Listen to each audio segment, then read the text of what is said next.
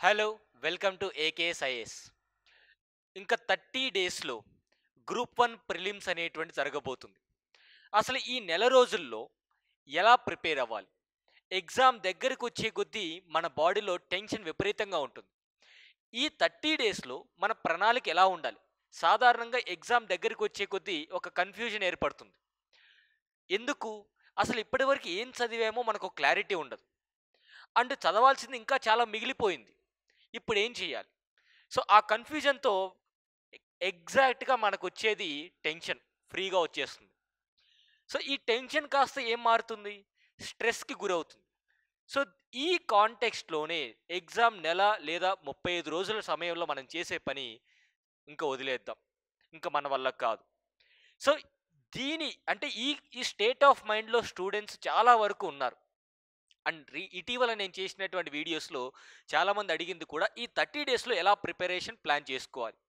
100 days plan, 200 days plan, 150 days plan ఇవన్నీ చూశారు. కానీ ఎగ్జామ్ దగ్గరకొచ్చే కొద్దీ మన స్టేట్ ఆఫ్ మైండ్ ఎట్లా ఉండాలి? టెస్ట్ సిరీస్ అనేటువంటిది దాని నుంచి కూడా మనం ఏం నేర్చుకోవాలి? ఒకవేళ ఇప్పటి వరకు ఒక్క టెస్ట్‌లు కూడా రాయలేదు అంటే మనం చేయాల్సినటువంటి పనేంటి? ఇప్పటి నుంచే టెస్ట్ సిరీస్ స్టార్ట్ చేసినా సరే సక్సెస్ సాధించగలుగుతామా? అసలు టెస్ట్ సిరీస్ అనేవి లాస్ట్ 30 డేస్‌లో అవసరం ఉందా? లేదా? వీటన్నిటి గురించి ఎగ్జాక్ట్‌గా టు ద పాయింట్ మీ అందరికీ అర్థమయ్యే విధంగా చెప్పే ప్రయత్నం చేస్తా. సో, గ్రూప్ 1 టీఎస్‌పీఎస్‌సి 30 రోజుల్లో ఉంది. అసలు ఈ 30 రోజుల్లో మన ప్రణాళిక అనేటువంటిది ఏ విధంగా ఉండాలి? ఎప్పటికైనా గుర్తుపెట్టుకోండి, ఇప్పటి వరకు ఏదైతే చదివారో ఇంక సరిపోతుంది. ఇది నేను చెప్పట్లేదు. చాలామంది టాపర్స్ చెప్పారు. ఏమని? మనం ఎంత చదివామన్నది కాదు, ఎంత గుర్తుంది అని చెప్పేసి చాలా ఇంపార్టెంట్. చాలా వరకు ఎగ్జామినేషన్ నోటిఫికేషన్ వచ్చినప్పటి నుంచి లేదా అంతకు ముందు నుంచి గత 2 సంవత్సరాల్లో చదివిన వాళ్ళున్నారు, ప్రిపరేషన్ అయిన వాళ్ళున్నారు. సో, వాళ్ళందరూ అండ్ కొత్త అభ్యర్థులు కూడా ఎగ్జామినేషన్ 30 డేస్‌లో మీరందరూ ఫీల్ అయ్యేది ఒక కన్‌ఫ్యూజను, టెన్షన్ ఉంటుంది, స్ట్రెస్ లెవెల్స్ ఉంటాయి. ఇంకా వదిలేద్దాం మన వల్ల కాదు. మీ వల్ల అవుతుంది ఖచ్చితంగా. ఎందుకంటే 30 డేస్‌ని డేస్ లాగా చూసుకోకుండా ఎవ్రీ డే 12 గంటల సమయాన్ని మీ ప్రిపరేషన్‌కి తూచా తప్పకుండా పాటించండి. ఓకే. రిజల్ట్ అనేది పక్కన పెట్టండి. ఎగ్జామ్ గురించి ఆలోచించొద్దు ప్రస్తుతానికి. మీరు ఏం చేయాలి? ఖచ్చితంగా మీ యొక్క కర్తవ్యాన్ని నిర్వర్తించాలి. ఏంటి ఆ కర్తవ్యం? 30 రోజుల్లో ప్రతిరోజు 12 గంటలు నిర్దిష్టంగా కాన్సంట్రేషన్‌తో చదవడం అనేది పెద్ద ఇంపార్టెంట్ మనకి. కొంతమందికి కాన్సంట్రేషన్ ఉండదు. ఫస్ట్ థింగ్ నువ్వు ఎగ్జామ్ గురించి నీ ఎగ్జామ్ రిజల్ట్ గురించి మర్చిపో. అప్పుడు మాత్రమే నీకు కాన్సంట్రేషన్ వస్తుంది. నీ రిజల్ట్ గురించి నువ్వు మర్చిపో. నీ ప్రాసెస్ మీద ఫోకస్ చెయ్యి. నువ్వు ఏదైతే 12 గంటలు చదవాలనుకుంటున్నావో, ఈ 12 గంటలు కూడా 3 లేదంటే 4 సబ్జెక్ట్స్ కంటే ఎక్కువ చదవద్దు. గంటకో సబ్జెక్ట్ చదవద్దు. అది పెద్ద మిస్టేక్ అన్నమాట. ఈ 3 లేదా 4 గంటలు చదివితే ఐదర్ 4 సబ్జెక్ట్స్ అన్నా కవర్ అవుతాయి. 3 గంటల లెక్కన చదివితే లేదా 4 గంటల లెక్కన చదివితే 3 సబ్జెక్ట్స్ కవర్ అవుతాయి. ఈ 3 సబ్జెక్ట్స్ అలా కాదు 2 సబ్జెక్ట్సే చదువుతారు. లేదా ఒక్క సబ్జెక్టే రివిజన్ కొడతారు. సో, ఇదైనా సరే ఏది ఏం చేసినా సరే ఇప్పుడు ఈ 12 గంటల సమయం సమయం అనేటువంటిది ఈ 30 రోజులు కూడా మీరు చేయాల్సినటువంటి పని ఏంటంటే కేవలం, కేవలం రివిజన్ మాత్రమే చేయాలి. Only revision. ఓన్లీ రివిజన్ అంటున్నాను నేను. ఏమని? Only revision. ఇప్పుడు కొన్ని చదవలేని టాపిక్స్ ఉంటాయి కదా! వాటిని ఎట్లా సార్ మనం తెచ్చుకోవాలి? వాటిని ఎట్లా రివైజ్ చేసుకోవాలి? కొన్ని టాపిక్స్ చదవడానికి టైం సరిపోవట్లేదు 30 రోజుల్లో. ఎలా చేసుకోవాలంటే త్రూ టెస్ట్ సిరీస్. 2 టెస్ట్స్. ఇప్పటివరకు మీరు సాధారణంగా 2, 3 ఇన్‌స్టిట్యూట్స్‌లో ఈ ఈ యొక్క టెస్ట్ సిరీస్ పార్టిసిపేట్ చేసే ఉంటారు. సో, మీరు చేయాల్సిన పనేంటంటే, ఆ టెస్ట్ సిరీస్ అనేటువంటివి ఒక 20 టెస్ట్‌లు తీసుకోండి. లేదా 10 తీసుకోండి. వచ్చే నష్టమేం లేదు. సో, 20 లేదా 10 టెస్ట్‌లు తీసుకోండి. 15 టెస్ట్‌లు తీసుకోండి. 10కి తక్కువ తీసుకోవద్దు. ఇది నా సజెషన్. ఎందుకంటే 10 టెస్ట్‌లు ఇంటూ 150 ప్రశ్నలంటే 1500 క్వెషన్‌లు అనేటువంటివి మీకు రిపీట్ అవుతాయి. 1500 క్వెషన్‌లు మీరు చేయగలిగారు అంటే ఖచ్చితంగా మీకున్నటువంటి సబ్జెక్ట్స్ అన్నీ కూడా ఈజీగా మీరు కవర్ చేయగలుగుతారు. సో, ఫైనల్‌గా ఇప్పటివరకు ఏదైతే చదివారో దాన్ని రివిజన్ మాత్రమే చేయండి. రివిజన్ ప్లానే ఉండాలి. ఈ 4 నెలల నుంచి, 5 నెలల నుంచి, సంవత్సరం కాలం నుంచి, 2 సంవత్సరాల నుంచి కూడా చదువుతున్నదంతా కూడా న్యూ టాపిక్స్. మళ్ళీ చెప్తున్నాను ఇక్కడ చూడండి. న్యూ టాపిక్స్ ఏం చేయాలి? అస్సలు టచ్ చేయొద్దు. మరి న్యూ టాపిక్స్ ఏం చేయాలి సార్? వాటిని ఆలోచిస్తేనే టెన్షన్ వస్తుంది. అప్పుడేం చేస్తారు? Test series. సో, టెస్ట్ సిరీస్‌లో మీకు న్యూ టాపిక్స్ కవర్ అయిపోతాయి. టెన్షన్ పడొద్దు. 1 లేదా 2 క్వెషన్‌లు లేదా 10 క్వెషన్‌లు మనం చదవలేదు.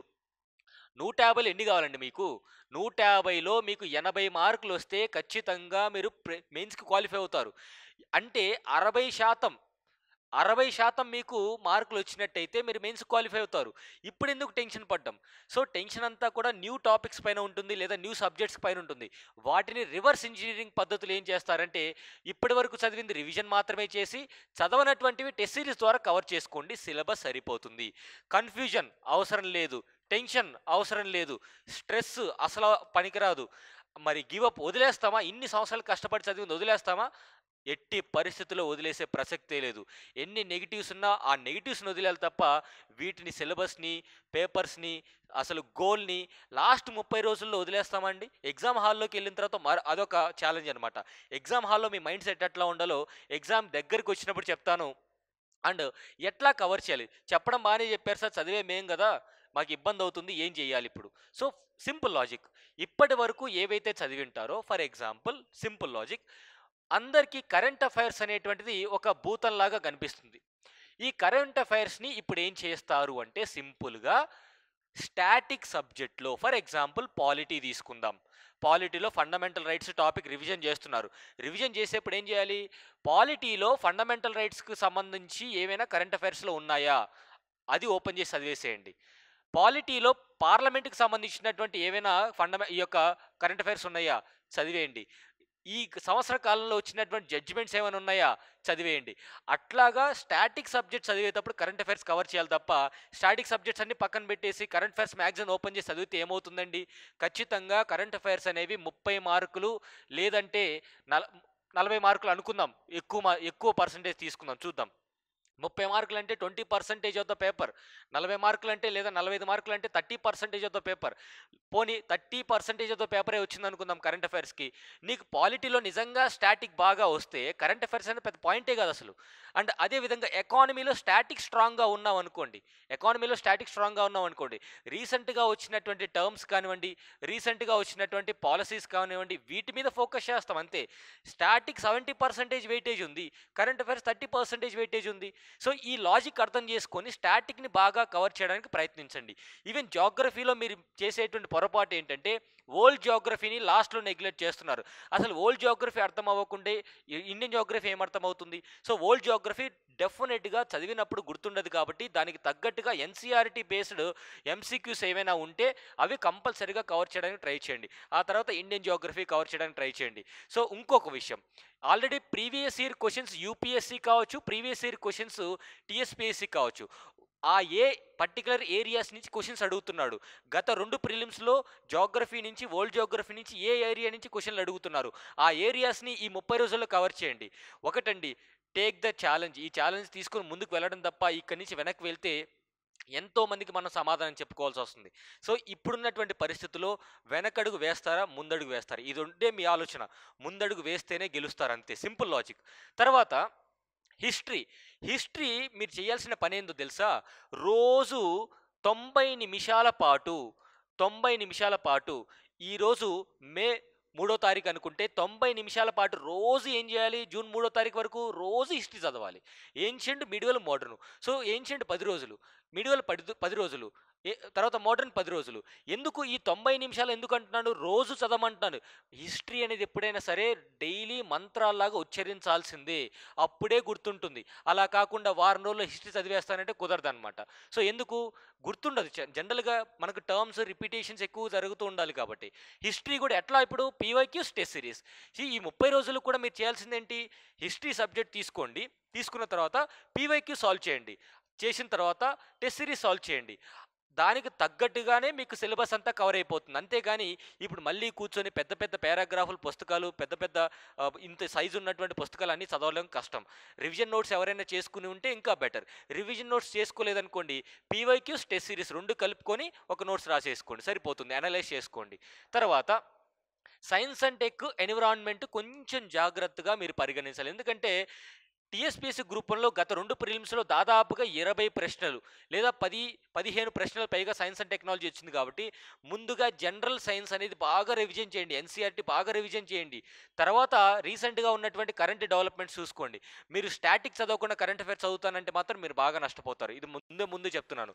ఈవెన్ ఎన్విరాన్మెంట్ కూడా మీరు స్టాటిక్ బాగా చదవాలి. కాకపోతే ఎన్విరాన్మెంట్ నుంచి లాస్ట్ 2 టైమ్స్ 5, 6 ప్రశ్నలే వచ్చాయి కాబట్టి సైన్స్ అండ్ టెక్ ఎక్కువ ప్రయారిటీ ఇవ్వండి. తర్వాత ఎన్విరాన్మెంట్‌కి ఇవ్వండి. సో ఆటోమేటిక్గా మీరు జాగ్రఫీ చదివేటప్పుడు ఎన్విరాన్మెంట్ని కరెక్ట్ చేసుకుంటూ చదవండి, ఈజీగా గుర్తుంటుంది. Now coming to logical reasoning, ఇది ఎవరైతే ఫర్గెట్ చేస్తారో, వదిలేస్తారో, మర్చిపోతారో ఖచ్చితంగా లిస్ట్లో మీ పేరు ఉండదు. ఎందుకంటే 20 క్వశ్చన్లు డేటా ఇంటర్ప్రిటేషను, అనలిటికల్ స్కిల్స్ మీద మనకి క్వశ్చన్లు అడుగుతారు. ఈ 20 క్వశ్చన్లు మీరు బాగా టార్గెట్ చేస్తే ఖచ్చితంగా 15 ప్రశ్నలు పైగానే మీరు ఆన్సర్ చేస్తారు. ఇక్కడ యాక్యురసీ మనం చెప్పలేం, కానీ మీరు క్వశ్చన్ చేసిన దానికి ఆన్సర్ అక్కడే వచ్చేస్తుంది. ఇది మీరు తర్వాత వచ్చి కీ చెక్ చేసుకోవాలి, కానీ ఇక్కడ మాత్రం మీకు ఆన్సర్ తెలిసిపోతుంది. దీన్ని నెగ్లెక్ట్ చేయొద్దు. ఎందుకంటే ఎండ్ ఆఫ్ ద డే నీకు జాగ్రఫీలో బాగా సబ్జెక్ట్ వచ్చా, నీకు హిస్టరీలో మార్కులు వచ్చాయా, పాలిటీలో ఎక్కువ సబ్జెక్ట్ ఉందా, ఇదంతా కాదు. మార్కులు వచ్చాయా లేదా, క్వాలిఫై అయ్యామా లేదా, ఇంతే. ఇదే లాజిక్. అంతేకాని ఏదో ఈగోకు పోయి నాకు జాగ్రఫీ బాగొచ్చు లేదా నాకు హిస్టరీ సరిగా రాదు వాటి మీద పడడం కంటే, నీకు మార్కులు కావాలనుకుంటే ఇక్కడ మాత్రమే ఫోకస్ చేయి. నీకు మార్కులు కావాలి. తర్వాత తెలంగాణ ఎకానమీ పరంగా మీరు చూస్తే తెలంగాణ ఎకనామిక్ పాలసీస్ బాగా చదవండి. సో పాలసీస్ ఎక్కడి నుంచి చదవాలి సార్ అంటే, సర్వే నుంచి చదవాలి. సో సర్వేలో ఉన్నటువంటి పాత సర్వే ఏదైతే ఉంటుందో ఆ సర్వే నుంచే పాలసీస్ అనేటువంటివి మ్యాక్సిమం ట్రై చేయండి. ఇక్కడ ఒక డౌట్ సార్, ప్రభుత్వం మారింది కదా, మరి ఎట్లా పాలసీస్ అనేటువంటి, ప్రభుత్వం మారింది, గత ప్రభుత్వం పాలసీస్ ఇస్తారా? సో పాలసీ అనేది పార్టీలకు సంబంధించింది కాదండి, అది ప్రభుత్వ విధానానికి సంబంధించింది. సో ఒకసారి చదివేసి పెట్టుకోండి, మంచిదే కదా. ఒకవేళ అడిగితే ఏం చేస్తారు ఆ సమయంలో? సో బడ్జెట్ అనేటువంటిది, ఇంటర్మ్ బడ్జెట్ అనేటువంటిది ఏదైతే ఇంట్రడ్యూస్ చేశారో దాన్ని కూడా ఒకసారి కంపల్సరీగా చూసుకోండి. బడ్జెట్ చాలా ఇంపార్టెంట్. తర్వాత తెలంగాణ హిస్టరీ, అదేవిధంగా తెలంగాణ సొసైటీ నుంచి ఎలా లేదన్నా 15 ప్రశ్నలు వచ్చాయండి లాస్ట్ టైం. ఈ 15 ప్రశ్నలు మీరు కంపల్సరీగా కవర్ చేయాలంటే తెలంగాణ సొసైటీకి సంబంధించినటువంటిది, ఇండియన్ సొసైటీ కాంటెక్స్ట్ ఏదైతే రివిజన్ నోట్స్ ఉంటుందో అది పిక్ చేసుకుని బాగా ఫాస్ట్గా చదివేయండి. ఎవరైతే ఒకవేళ తెలంగాణ జాగ్రఫీని కానీ, తెలంగాణ హిస్టరీని కానీ, తెలంగాణ సొసైటీని కానీ నెగ్లెక్ట్ చేసి ఉంటారో మీరేం చేస్తారు, ఒక 5 రోజుల పాటు ఈ 3 సబ్జెక్టులకి కేటాయించండి. 5 రోజులు అంటే దాదాపుగా 70 గంటలు, 60 గంటలు. 12 గంటలు ఇంటూ 5 రోజులు ఈజ్ ఈక్వల్ టు 60 గంటల సమయాన్ని 3 సబ్జెక్టులు చదవాలి. పెరిఫెరల్గా చదివేయండి.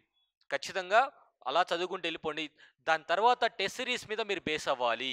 ఇది లాజిక్. సో టెస్ట్ సిరీస్ అనేవి లాస్ట్ 30 డేస్లో మీకు ఎంతో ఎంతో హెల్ప్ చేస్తాయి. ఆ టెస్ట్ సిరీస్ని ఎలా చెయ్యాలి అంటే, ఖచ్చితంగా ప్రతి ప్రశ్న ఏదైతే మీరు చేసి ఉంటారో ఖచ్చితంగా రైట్ అనుకున్నటువంటి క్వశ్చన్స్ని తిరిగి చూసుకోకర్లా, రివైజ్ చేసుకోకర్లా. 50-50గా మీరు పెట్టినటువంటి క్వశ్చన్స్, అండ్ అదేవిధంగా ఖచ్చితంగా నీకు సబ్జెక్ట్ లేదు, ఆ క్వశ్చన్స్ అటెంప్ట్ చేయకుండా ఉంటావు కదా, వాటిని మాత్రం బాగా రివైజ్ చేసుకో. ప్రతి స్టేట్మెంట్ని రివిజన్ చేసుకో, ప్రతి స్టేట్మెంట్ని అనలైజ్ చేసుకో.